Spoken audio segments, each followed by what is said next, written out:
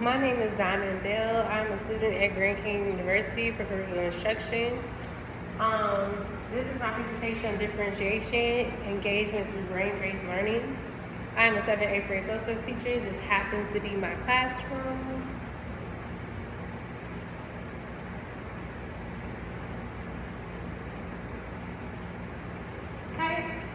I have a bachelor's and master's in history. I am from Florida, Polk County, Florida, to be exact, Central Florida. I went to Florida A&M University. I used to work as a special education classroom assistant. It's like a TA, but just for special education students. Currently, right now, I work as a 7th and 8th grade social teacher. And honestly, this presentation is basically just to share my takeaways from a professional development conference I went to on brain-based learning strategies. Okay. Why this matter? Okay, today's classroom is very diverse. We have different abilities, students with different abilities and different learning styles inside the classroom. Brain-based learning, it provides not only insight, but it also helps you track data for kids who are, to see if they're processing information or how they process information, also retain information. But it also helps you set up different, we call them centers or stations to differentiate your curriculum or maybe that material for that day, just so it can help them engage more in classroom and also just to see if they're learning or not. What is differentiation, okay? It's basically adjusting or changing the content, right? Maybe the process of how they gain information or learn it, and maybe even the product of it, right? We have different tiers at this school based on the tier of the student, right? And based on certain scores that we get in the beginning of the year. And last year's scores, we can gauge what they may need. We don't modify, but we accommodate them. I may give them extended resources. They have to do a small group reteach lesson just so they can understand. And it's for all kids because all kids need the access to that learning and those resources. However, those particular kids, they may only retain the information with those particular resources.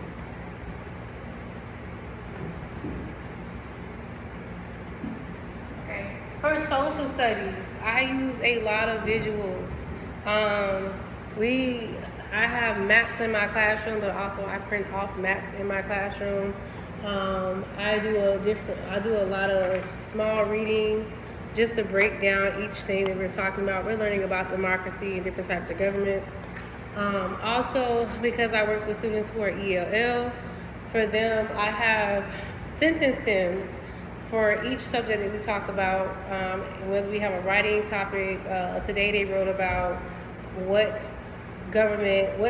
government is better than the other. So they had autocracy and democracy. And so I have sentence stems that help them understand how to start their sentence. They may have an idea of what they want to talk about, but maybe not an idea how to start it. And then I also do provide that in English and Spanish for my kids who are ELL. And then I also have like pictures. I have a word wall that I change out. I also have a word wall throughout my classroom. So I have those. I have visuals. Sometimes we have to use a translator, but for the most part, I try to do a lot of visuals and translation within the classroom and labels. So that does work. I have a lot of primary sources. I have things that are at hand to them. I have accountable talk charts in their desk.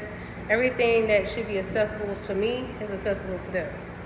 And I realize to me that helps engage the student more when they have access to those things inside of the desk. Okay, it says strategies for differentiation, brain-based. So we have debates in the classroom. It is civics that I teach. I teach governments. I teach about American government and also other governments. So we do a lot of debates, but also we do a lot of discussions. And discussions may look different. We might do thumbs up, thumbs down. I might even have a student-led discussion, which the student, they know more about they have gained information about the topic throughout the week, and on Fridays they get to lead the discussion. They get to teach the class, and I think that's very, you can tell where a student is at based off the academic language they're using and things like that. Another thing is essays. We write a lot of essays in here. Today they wrote like a paragraph. I'm trying to get them started to just expressing what they have learned and to use what they have learned to actually write about it. It's to prepare them for the state standardized test. So just to get them thinking and writing. Also, I do gallery walks. They love that. I do gallery walks to learn vocabulary word. I do gallery walks to do DBQs, document-based questions for history. So gallery walks is probably the number one activity the students love to do because it is student-led. I don't do anything. The only instruction I give is my rules on how we should act during gallery walks. We should act like we're in a museum. But I think they